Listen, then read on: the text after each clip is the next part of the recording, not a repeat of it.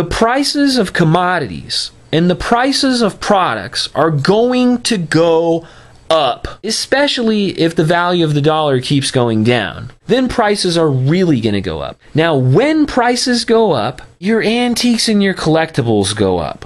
Your value of your scarcities is going to go up.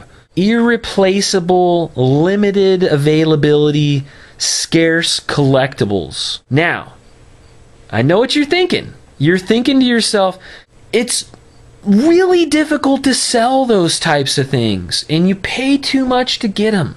I know, but if 10 years go by and you have a pile of cash, the same pile of cash you had 10 years ago, you just rotated this pile of cash in your life, this money, this Federal Reserve notes savings. In 10 years, is that money going to buy less than it did right now? You need to find out for yourself. Study history.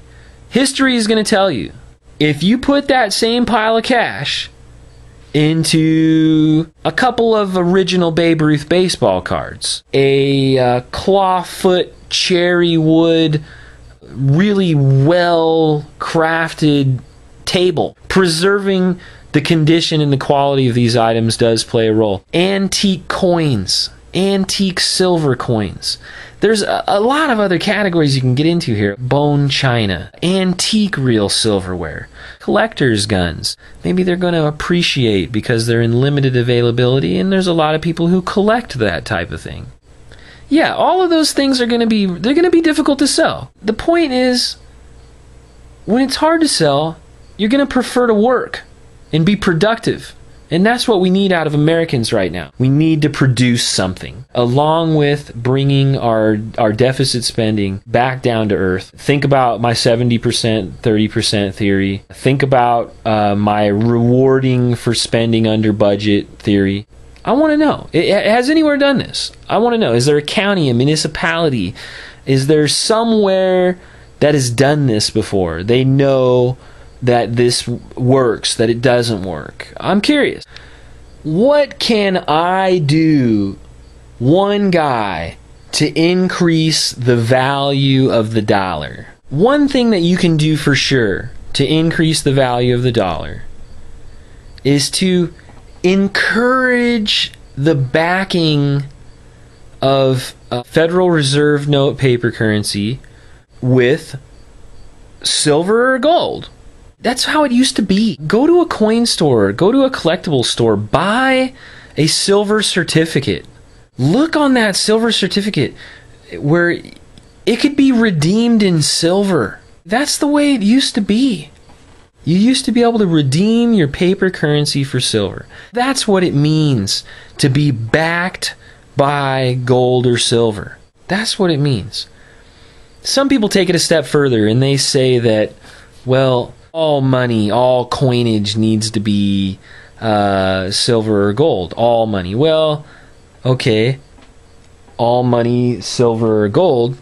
But what about paper money being, maybe you can, it's a certificate that's redeemable in silver or gold. We're really talking about a simple distribution network. If the government was just bought silver and bought gold, the same way that a regular person might go to a bullion dealer and buy an ounce of silver, buy an ounce of gold, the government could just do the same thing. The Federal Reserve could organize the same thing, and they could lobby to make it a requirement that all banks keep some bullion silver and bullion gold on hand and available. If somebody wants to take $40 and they want to buy some gold or swap it for silver, and they're just going to take that gold and silver and they want to put it in their safe for their grandkids. They want to leave their grandkids a lump of silver when they die. So what's wrong with that? There's nothing wrong with that. It's a protection. Gold and silver is always going to have some type of value. It's long entrenched in humanity's culture and society for gold and silver to have some type of value. I believe it would strengthen the dollar. One thing you need to look into is what entities might benefit from the value of the dollar shrinking? That's what you need to look into, because that's a big problem. That's a really big problem. You need to look into that.